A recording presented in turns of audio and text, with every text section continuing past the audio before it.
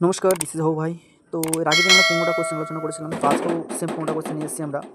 কেমন কোশ্চেন আছে? লেখা আছে সবার আগে, সবচেয়ে প্রাচীন স্মৃতিগ্রন্থের নাম কি? সবচেয়ে প্রাচীন স্মৃতিগ্রন্থের নাম হলো মনুস্মৃতি। তারপর আছে কোন গ্রন্থে বুদ্ধদেবের পূর্বজন্মের কাহিনী? পূর্বজন্মের কাহিনী কী হবে? অ্যান্সার জাতক। ওকে। তারপর নেক্সট আছে আমাদের কল্পসূত্র বইটিকে আলোচনা। কল্পসূত্রকে আলোচনা করছে, কল্পসূত্র আলোচনা করছে ভদ্রবাহু।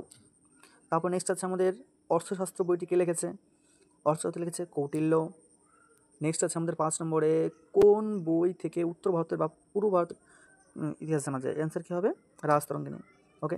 নেক্সট আমাদের আছে রাজতরঙ্গিনী বইটিকে লিখেছে কলহন। সিন্ধু বিজয় কাহিনী বর্ণিত রয়েছে চাচরামাকে লিখেছে আলী আহমেদ। প্রত্যেকটা প্রশ্নের সঠিক অ্যান্সার যদি দাও তোমরা, তেমনভাবে দেখা যাবে। তো এবার নেক্সট আছে মহাভাষ্য বইটিকে লিখেছে পতঞ্জলি। ইতিহাসের জনক বলা হয় কাকে? আমাদের হেরোডাসকে। হিস্টোরিকা বইটিকে লিখেছে হেরোডাস। ইন্ডিকাকে লিখেছে মেগাস্তিনিস। মেগাস্তিনিস কার রাজা ছিলেন? সেলুকাস নিকেটরের। মেগাস্তিনিস কার দরবারে ছিল? ভারতে কার দরবারে ছিল? এসেছিলেন আমাদের চন্দ্রগুপ্ত মৌর্যের দরবারে। ন্যাচারাল হিস্ট্রি বইটি লিখেছে প্লিনি। ভারত কা ভূগোল বইটিকে লিখেছেন ভারত কা ভূগোল লিখেছে টলেমি। ওকে, আজকের জন্য এই 15টা কোশ্চেনই। দেখা হচ্ছে নেক্সট ভিডিওতে। সবাই ভালো করে পড়াশোনা করো, আর টুকটুক করে যেটুকু করে জিকে দিচ্ছি আমি এটুকু করে পড়তে থাকো। অনেক প্রশ্নই তোমাদের এগিয়ে যাবে। আমরা ধীরে ধীরে এক সাইড থেকে করছি, ওই জন্য একটু টাইম লাগবে। ঠিক আছে, আজকের জন্য এটুকুই। কোশ্চেনগুলো ভালো করে যাদের পড়া নেই লিখে রাখো খাতায়, আর সুন্দর করে পড়তে থাকো। ওকে, আজকের জন্য এটুকুই। গুড ডে, ভালো থেকো সবাই।